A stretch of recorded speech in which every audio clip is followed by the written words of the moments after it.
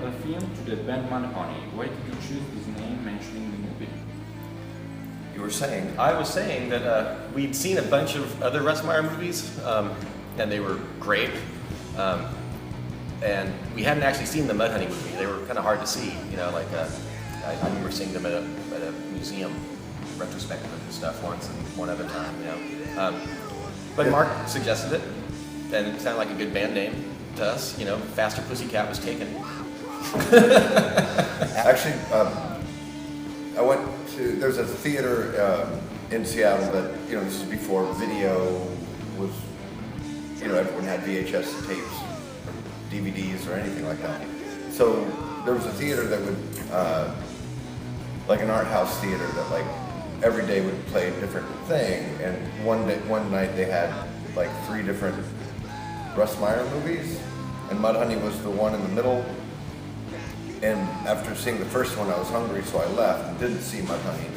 And then came back for, I think, Super Vixens Are Up. And I just kind of, I was still like in Green River days, and I was like, thinking like, well, if I ever start another band, Mudhoney's a great name. How did you create your own sound? It was very natural. Yeah, there's no thought really to it, except that we liked what we liked. And I mean, Mark and I were always turning each other on to music, and I'd heard some stuff that blew my mind, and I played it for Mark, like a lot of Australian stuff. Yeah. Yep. Feed Time, Scientists. You know, obviously we were, you know, way into the Stooges and, you know, heavy, you know, late 60s stuff. Like Blue Cheer was a huge thing for me at the time. Neil Young, it's kind of a sloppier end of, you know, loud guitar rock. We all came out of hardcore, you know. The mid 80s was a great time for underground US rock. I mean, there was, you know, SST records, you know, all the kind of post Black Flag stuff, Hughes Skidoo, Minutemen, Meat Puppets. Touch and Go Records had Butthole Surfers, Big Black, Homestead, Sonic Youth. There's just all this great music in the mid 80s that all kind of came through the hardcore days, kind of, you know. So we were all kind of. But people like trying to push the boundaries a little bit and find new things, you know. So we were all part of that, and like I definitely gravitated to mid 60s garage shit and, you know, heavy psychedelic stuff, you know.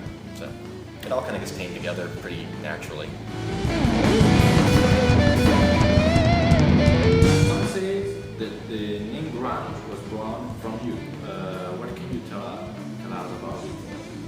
No. The word had been around. Yeah, it had been used. Its original form, I think, is an adjective and not a noun. You know, a descriptive word. Grungy. Like guitars. grungy, like, and you would even describe, like, say, a bathtub that hadn't been cleaned for a while as being grungy. You know, that just kind of film on it. Dirty, that was grungy, gross. dirty. So, you know, that was a way to, you use that word to describe a guitar sound that was like fucked up. You know, not a pure, clean tone, just kind of fuzzed out, nasty guitar sound. So somewhere in there, it got turned into a noun and got put onto a group of bands, some of whom I'm sure don't particularly care for that term because they're much cleaner sounding bands. I mean, it's pretty accurate description for us in the early days. You know, honestly, I'm like, yeah, that works. But yeah. we were, you know, we thought of ourselves as a punk band, like an underground, like in the same tradition as the bands like Steve was talking about in the mid '80s in the U.S. the underground bands, like the Replacements on one hand, which are kind of a straight up rock and roll band, and then on the other hand you got Butthole Surfers, who are kind of crazy psychedelic band, and we kind of felt like we were part of this whole thing, you know. Definitely. Yeah. I think it's a notable event in the history of rock and roll, you know, because it was such a kind of city-centered explosion of a bunch of bands.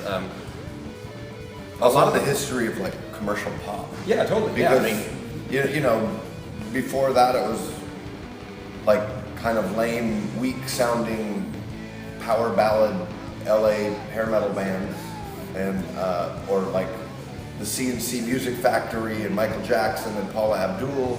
I mean, that was the big music of the day, you know. And all of a sudden, like, well, first Alice in Chains kind of popped in, and then the next thing that happened was like Nirvana really exploded, and then Pearl Jam started bubbling up, and then maybe 2 years later, like Soundgarden got really big. Yeah. They got big, but not. Big, but It took them a little longer to get as big as Pearl Jam and Soundgarden. You know, it definitely opened things up for a short while. You know, we got signed to a major label. Yeah. Like, we would never have been signed to a major label, but I think all the labels really just had to admit they didn't have any idea why this shit was popular. Like, you know, it was like, well, maybe these guys will be popular too, but they didn't know. You know, but they certainly didn't understand what just happened.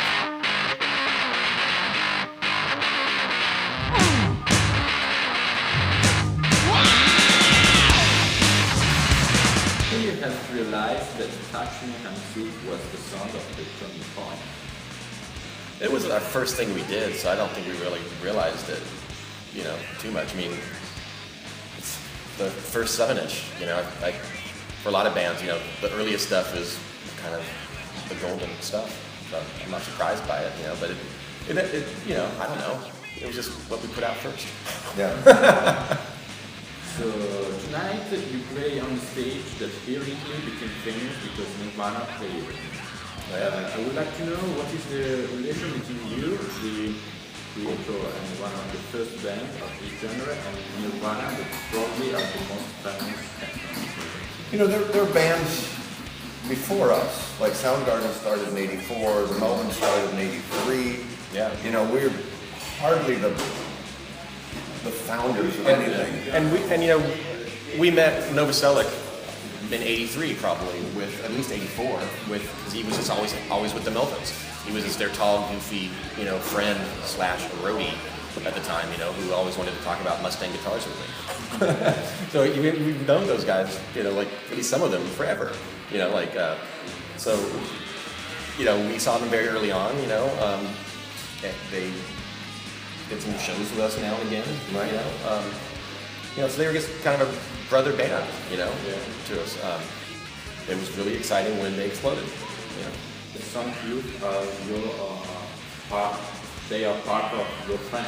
How do you feel about it? No, that was great. that was really exciting. You know, We met Sonic Youth while in Green River. Yeah, you know, like, Green River opened for Sonic Youth in 1985. The first time Sonic Youth came to Seattle, and I think the only reason was that we knew the local promoter was putting them on, and Steve and I were both fans of Kill Your Idols, Right. And so we probably bugged Tony to That's go right. like, hey, can we get on this bill? You know, we love these guys.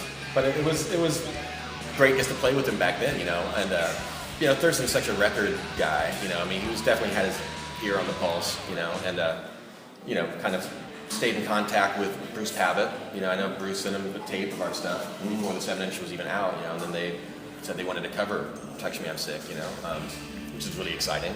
They took us on tour, which was really exciting. They took us on tour in Europe, which was really exciting. Yeah, they helped like so much. They helped a lot. Because like back then, if you got the thumbs up from Sonic Youth, it was like, you know, people paid attention. You know, Yeah. I mean they helped Dinosaur Jr. the year before us, and like, Pavement like a year or two after. Yeah. I mean they were real music fans. They really supported other bands, you know, which we tried to do the same.